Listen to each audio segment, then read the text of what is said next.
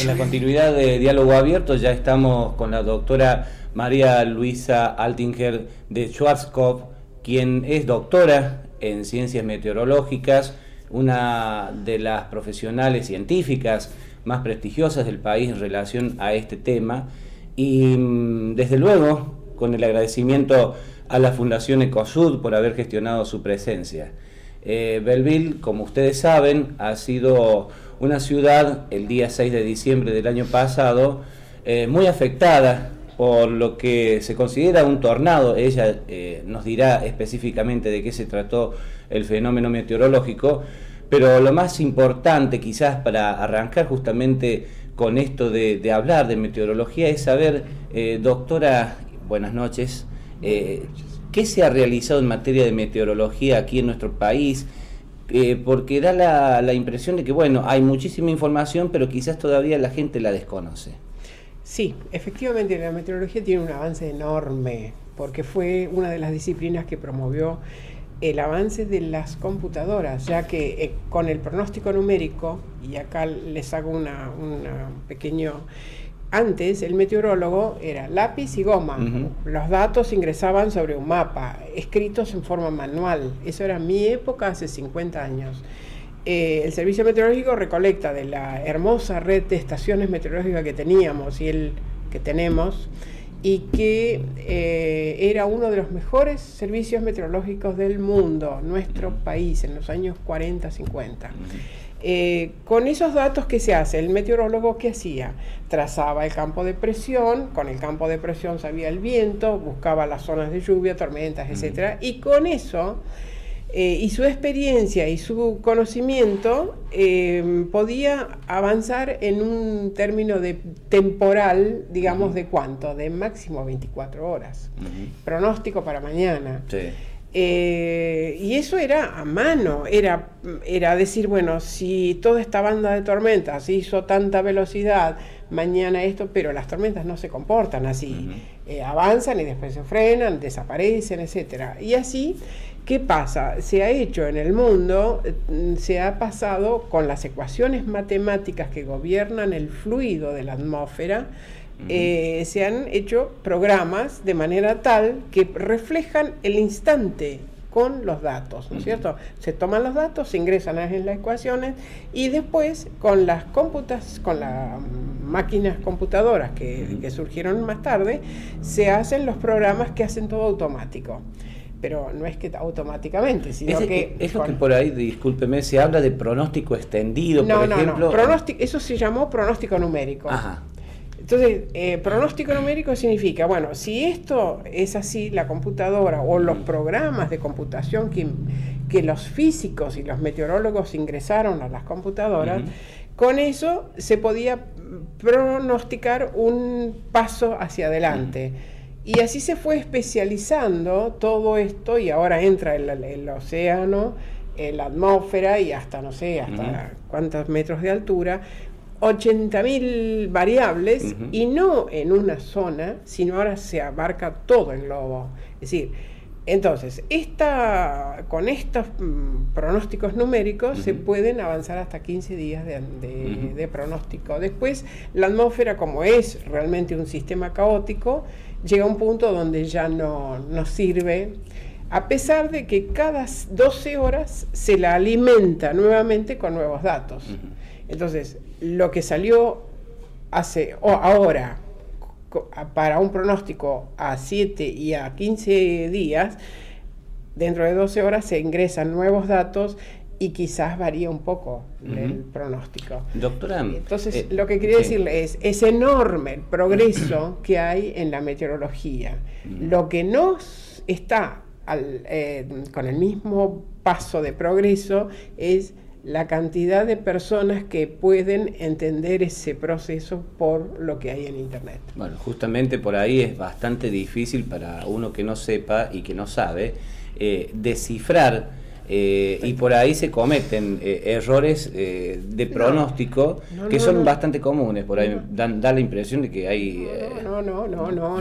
Los servicios, las agencias de meteorología, que son en nuestro país el Servicio Meteorológico, quizás está el servicio meteorológico de la Armada, Ujú. pero en realidad es todo lo mismo, porque todos se alimentan.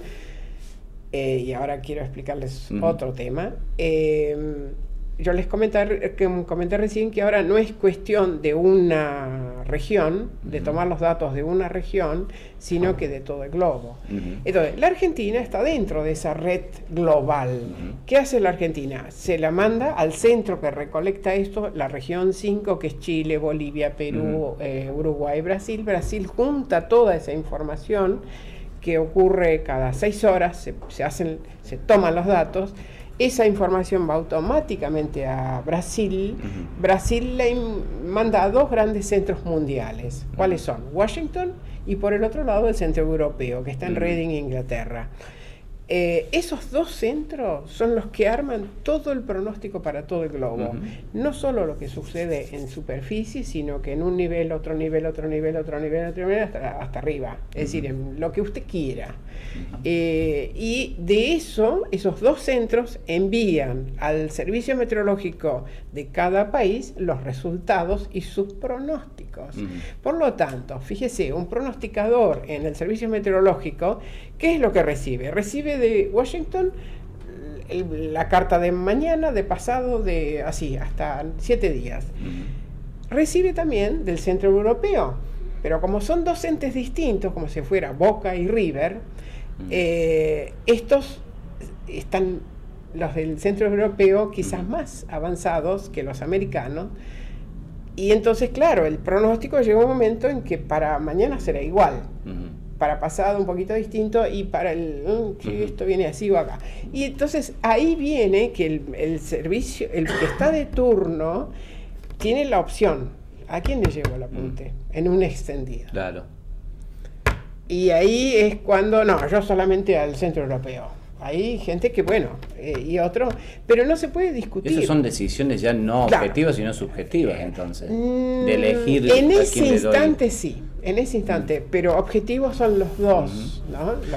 Doctor, hablando de objetividad y subjetividad, inclusive por lo que usted comenta acerca de cómo se han venido haciendo mediciones y en el curso de los últimos años, a veces uno ve también cuestiones objetivas y subjetivas de parte de la población. ¿A qué me quiero referir?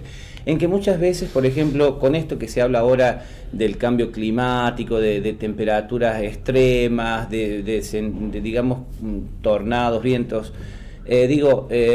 ¿no será que siempre sucedía, pero no se tenía una real envergadura de lo que estaba pasando, y ahora está pasando también, pero en realidad ya había pasado antes? Totalmente. En el campo mío, por ejemplo, que yo me dediqué toda mi vida, hace 42 años, en la parte de investigación de tormentas severas. Tormentas severas son aquellas que tienen una configuración especial, no es la tormenta común, y que como etapa final, si quiere la tormenta, produce un tornado. No todas, ¿no? Pero ese aspecto de tormentas severas antes ocurrían. Si ustedes se fijan en Villa María, en el año 26 creo que fue, me van a corregir los de Villanueva, que les arrasó el pueblo, y ese fue un gran tornado. Después tenemos acá en Córdoba, el de Ciudad de América, que fue un F4. F4 significa que la velocidad de viento superó los 400 kilómetros. Y bueno, morteros. Estoy hablando de unos recientes, pero en realidad nuestro archivo, que tiene la parte histórica y desde el año 30 es sistemática hasta acá, pues nosotros lo estuvimos armando con las crónicas, revisando diarios en las bibliotecas, para juntar información, y bueno, y uno se da cuenta que siempre sucedieron las cosas que están sucediendo ahora. Ahora hay como una mayor sensibilidad. No. Lo que sucede es que antes uno leía el diario, y si el diario quería, aparecía algún espacio de una tormenta. No hay que olvidar también que la Argentina se pobló también más, y hay mayor densidad de población, hay más galpones, hay más antenas, hay más colegios, hay más polideportivos. que el viento cuando pasa dice esto es para mí y lo tira. Entonces aparece en los diarios y en las crónicas esa destrucción. Antes habrían 2 eucaliptos que se habrían caído y nadie va a poner un aviso en el diario de que se cayeron. El impacto era... Claro. Entonces nosotros tenemos desde el 30 hasta el 60, más o menos viene bien, parejito. La Nación, la prensa, todo era por telégrafo. A partir del ¿cómo se llama? Del 60, ¿qué novedad entró? Entró la televisión. Con la televisión ya empezaron a aparecer más fotitos, más cosas. Hasta el año 70, 80, 90, y bueno, va un poco creciendo dependiendo de las cosas. Pero a partir de la década del 90, ¿qué es lo que entró? Ahí nos hace la curva, se nos va para arriba. ¿Qué pasó? Internet. Empiezan a funcionar las máquinas estas nuevas y después, a partir del 2000, sigue aumentando. ¿Pero por qué aumenta la cantidad de días con fenómenos severos en la Argentina? ¿Es que hay un cambio climático? No, hay un cambio en tecnología. Cada pueblo tiene su página web. Entonces, si uno ingresa en esa información que la tenemos ahora, no tenemos que ir a buscarla a una biblioteca. Ahora, doctora, ¿por qué tiene tan buena prensa el cambio climático? ¿Por qué ya quedó instalado como que estamos al borde del precipicio a términos planetarios? Está bien, yo no soy climatóloga y ahora explico.